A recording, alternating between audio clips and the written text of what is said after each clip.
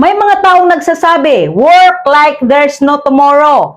Parang ang ibig sabihin, gawin mo lahat ngayon. Huwag magpahinga, huwag mag-delay, huwag maghintay ng bukas.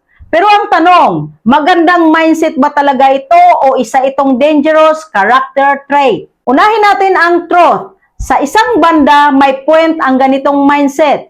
Kasi maraming tao mahilig mag-procrastinate, mahilig magpabukas, mahilig maghintay ng perfect time. Pero ang totoo, ang perfect time hindi dumarating. Kaya sa aspect na ito, tama ang there's no tomorrow mindset. It pushes you to act, it pushes you to move, it pushes you to execute. Kasi sa mundo ng trabaho, negosyo at content creation, ang hindi kumikilos ngayon, madalas walang resulta bukas.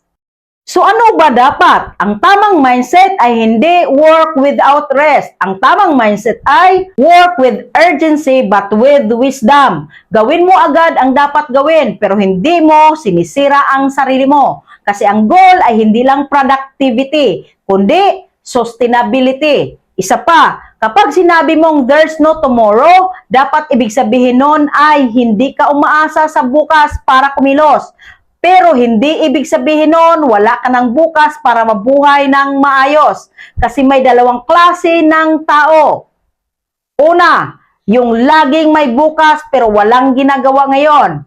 Pangalawa, yung todo ngayon pero walang future dahil burnout na.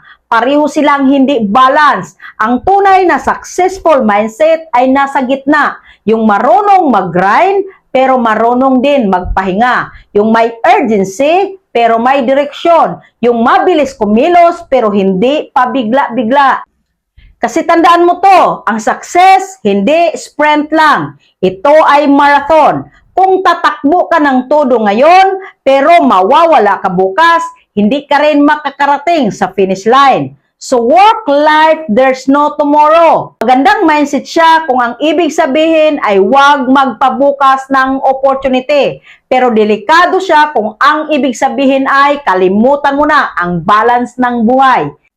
Sa dulo ng araw, hindi lang tanong kung gaano ka ka-hustler. Ang tanong din ay, kaya mo bang magtagal sa journey mo? Kaya mo bang i-maintain ang energy mo? Kaya mo bang protektahan ang health mo? Kaya mo bang i-handle ang success kapag dumating na?